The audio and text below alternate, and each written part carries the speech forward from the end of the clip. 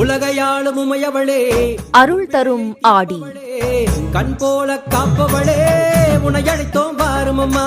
நமது தமிழ் மாதங்கள் ஒவ்வொன்றும் பல்வேறு சிறப்புகளை தன்னகத்தே உள்ளடக்கியது. அதில் குறிப்பாக ஆடி மாதமானது மிக விசேஷமாக போற்றப்படுகின்றது.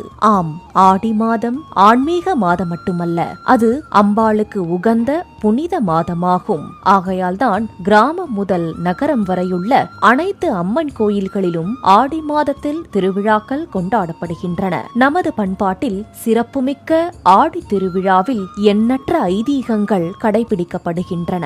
அத்தகைய ஐதீகங்களுக்கு பின்னால் உள்ள விளக்கங்களை விவரிப்பதுதான் அருள் தரும் ஆடி நிகழ்ச்சியின் நோக்கமாகும். அந்த வகையில் இன்று ஆடிப்பூரம் மகிமைகள் பற்றி தெரிந்து கொள்வோம், வாருங்கள்.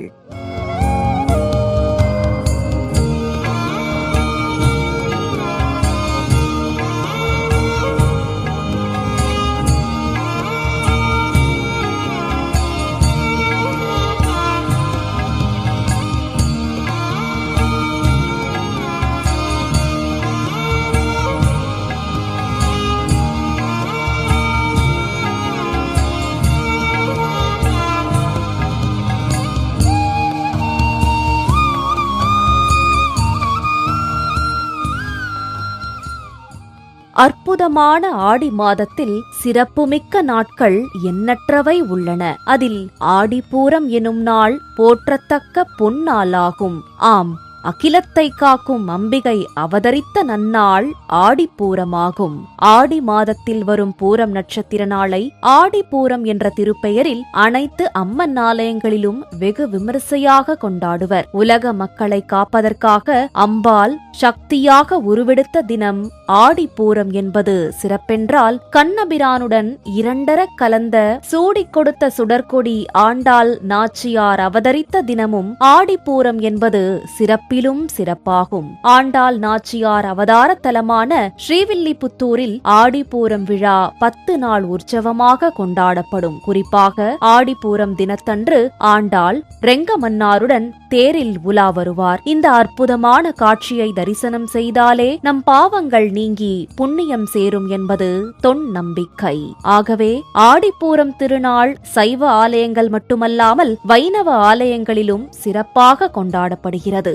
ஆடிப்பூரம் நாளில் பார்வதி தேவி பூமிக்கு வந்து பக்தர்களை ஆசிர்வதிப்பதாக ஐதீகம் கூறப்படுகின்றது. எனவே ஆடிப்பூரம் தினத்தன்று கோவில்களில் அம்மனுக்கு சிறப்பு அலங்காரம் நடத்தப்படும். பூக்கள், விளக்குகள், காய்கறிகள், பழங்கள், வளையல் மற்றும் அழகான ஆபரணங்களால் அம்மனை அலங்கரித்து வழிபடுவர். பங்குனி உத்திரத்தில் சிவன் மற்றும் பார்வதி திருமணம் முடிந்த பிறகு ஆடிப்பூரத்தில் எல்லா தேவியருக்கும் வளைகாப்பு விழா கொண்டாடுவது ஒரு புனிதமான பாரம்பரியமாக கருதப்படுகின்றது. அது மட்டுமல்லாமல் அம்மன் நித்திய கன்னி என்பதால் அம்மனுக்கு பிள்ளை பேறு வளைகாப்பு கிடையாது என்பது ஐதீகம்.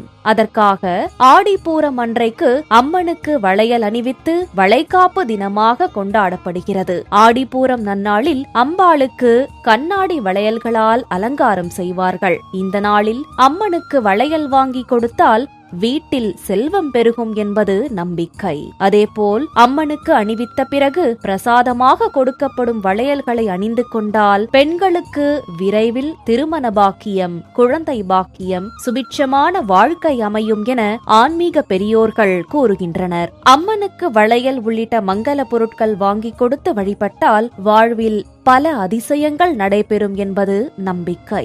ஆடிப்பூரம் அம்பிகை வழிபாட்டுக்கு மிகவும் உகந்த நாளாகும். அந்த காலத்தில் ரிஷிகளும் சாதுக்களும் வேள்விகள் நடத்த தவம் தொடங்க ஏற்ற நாளாக ஆடிப்பூரத்தையே தேர்வு செய்வார்கள். ஆடிப்பூரத்தில் தொடங்கும் செயல்கள் அனைத்தும் பூரணமாக நிறைவேறும் என்பது நம்பிக்கை. மேலும் அம்பிகை இந்த உலகத்தில் சிருஷ்டியை தொடங்கிய தினமும் ஆடிப்பூரமே என்பார்கள். எனவே புதிய முயற்சிகள் எதையும் தொடங்க விரும்புபவர்கள் ஆடிப்பூர நாளில் தொடங்கலாம். அன்னையின் அருளால் அனைத்தும் அனுகூலமாக முடியும்.